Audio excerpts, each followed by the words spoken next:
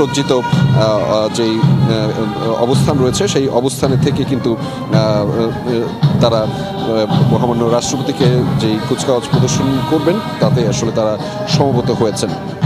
আমি একটু আপনাদেরকে বলে রাখতে চাই মূলত এই কুচকাওয়াজের বিভিন্ন কন্টিনজেন্ট যারা রয়েছেন তাদের মধ্যে কারা কারা ঠিক অংশগ্রহণ করেছেন। রয়েছে বিভিন্ন বাহিনীর সদস্য সমন্বয়ে জাতীয় পতাকাবাহী কন্টিনজেন্ট, আপনি একদম অভিবাদন মঞ্চের মুখের সামনেই রয়েছে যারা বাংলাদেশের পতাকা বহন করছেন।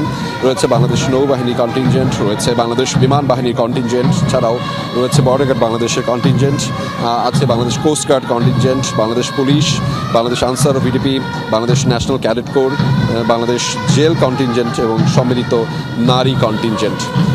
এই বাহিনীর সদস্যদের সমন্বয়ে কন্টিনজেন্টের পাশাপাশি থাকবে বিশেষ ডগ স্কোয়াড এবং অশ্বারোহী দল।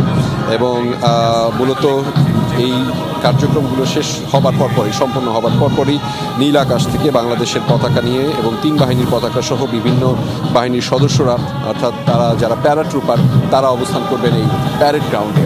এবং তারপরই বাংলাদেশ